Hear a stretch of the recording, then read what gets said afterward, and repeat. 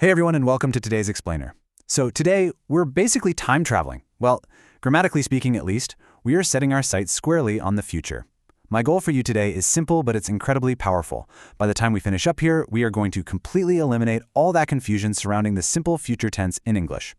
We're going to lock down exactly when you should use will and when you should use going to, so you can express yourself clearly, naturally, and with total confidence. Let's get into it. Okay, let's dive right into this. Here's our roadmap. We'll kick things off with a quick welcome to the future tense basics. Then we'll break down the exact rules for using will, followed right up by the rules for going to. After that, we're going to tackle how to avoid common mistakes, and finally we'll wrap up by putting your new knowledge to the test with a quick future tense quiz. All right, part one, welcome to the future. Before we can start mastering all the little nuances, let's just establish a really solid baseline for what we're actually talking about today. So, at its core, the simple future tense is used to describe an action or a state that's going to happen after right now. In English, we typically build this using either will or going to. Now, you might be wondering, why does this matter? Well, while both of these basically point to future events, they have these really subtle differences in meaning. Mixing them up probably won't stop someone from understanding you, but mastering these nuances, that is exactly what takes your English from just good to incredibly natural and fluent. Moving on to part two, rules for using will. Let's figure out exactly when, why, and how to use this tiny but mighty helping verb. I honestly love this because it is so beautifully simple. Just take a look at how it behaves across the different subjects. I will work, you will work, he will work, they will work. You just take your subject, drop in the word will, and add the base form of your main verb. That's the whole shebang. The verb literally does not change no matter who the subject is. There's no random S to remember at the end for he, she, or it. It is perfectly consistent, which is great news for us. So when do we actually use this super simple structure? Well, it boils down to three main situations. First off, decisions you make right at the exact moment you're speaking. Totally spontaneous choices. Second, we use it for predictions about the future that are based purely on your own personal opinions or beliefs. And third, for voluntary stuff. Things like offering to help, making a promise, or a request. Basically, it's your absolute go-to for stating a future fact and volunteering yourself for a task. And this brilliantly illustrates that first core rule. Picture this. You're just chilling on the couch, and out of nowhere, the doorbell rings. You didn't plan for this, right? You make a split-second decision to answer the door, and you say, "I'll get it," which is, of course, the contraction for "I will get it." If you used going to here, it would sound really weird to a native speaker, almost like you somehow magically knew the doorbell was going to ring before it actually did. Spontaneous instant decisions demand use of will. All right, that brings us to part three, rules for going to. Let's shift gears to a slightly more complex, but just as important, structure.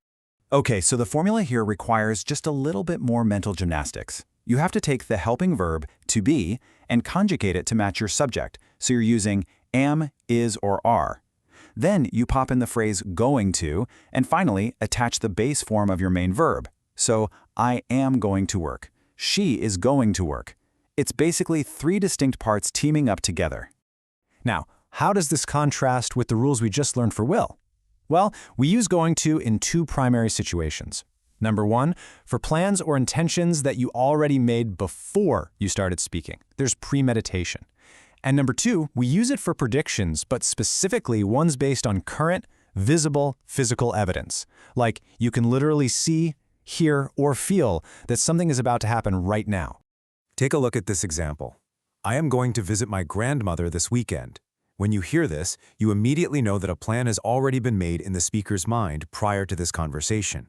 They've already made the decision. Maybe they bought a train ticket or they already called their grandma to tell her. Because the intention was already there before they opened their mouth to speak, going to is 100% the perfect choice here. Okay, let's jump into part four, avoiding common mistakes. Think of this as the Mythbusters phase of our explainer. We're going to put both structures side by side and clear up the most frequent traps that learners fall into. Now, what's really interesting here is how clearly we can see the differences between these two concepts when they're together. On the left, we've got will for a decision made at the moment of speaking.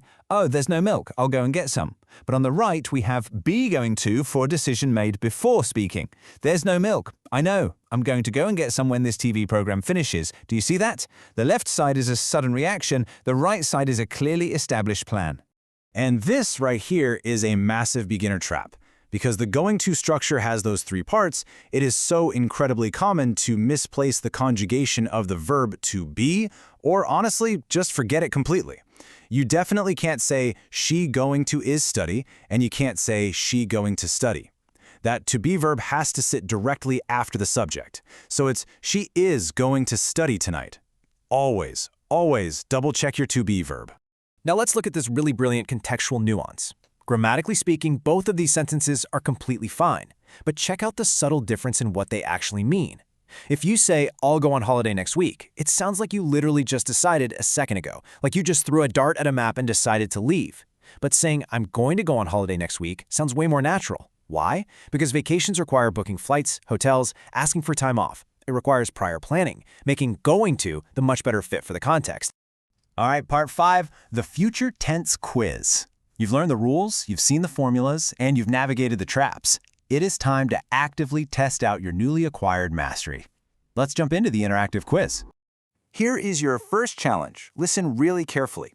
I have a reservation. We blank at a fancy restaurant tonight. So are you going to choose will eat or are going to eat? Look closely at the clue word in that first sentence, reservation. What do you think? If you guessed are going to eat, you absolutely nailed it. The phrase are going to is the only logical choice here because making a reservation means the decision to eat at that restaurant was made long before you started speaking. It's a completely locked-in plan. Awesome job. Okay, let's try more of a concept-based question to test your fundamentals. Which structure do we use to express a decision made at the exact moment of speaking? Think back to that doorbell example we talked about earlier. What's your go-to structure for a totally spontaneous reaction? You absolutely need to use will. A sentence like, I will help you with this now is the perfect answer. That tiny auxiliary verb will is your ultimate tool for on-the-spot reactions, offers, and split-second choices. If it wasn't planned until right this second, will is always your word. All right, last question. Let's finish strong. Look at the sky. It blank rains soon. Are you going to use will or is going to? Pay super close attention to the environmental clue they give you right at the very beginning. The correct answer is going to. It is going to rain soon. So, the crucial takeaway here is that physical evidence always triggers going to. You're looking directly up at dark, heavy clouds. You have current, visible proof right in front of your face that rain is coming. It's not just a random opinion, it is a prediction backed by hard evidence. Let's wrap this all up by remembering this one core philosophy. Choose will when you're being spontaneous, making personal predictions, or volunteering for something. Choose going to when you have a prearranged plan or a prediction backed up by clear physical evidence. Mastering these little distinctions isn't just about passing some grammar test. It's about making your everyday English sound incredibly natural, precise, and confident in the real world. Which leaves me with one final question for you. What are you going to do with your new grammar skills today? See how I used going to there? That's because I want you to make a solid plan right now. Are you going to practice writing a few sentences? Maybe text a friend using the future tense? The future is entirely up to you. Thanks so much for joining me on this explainer, and keep learning.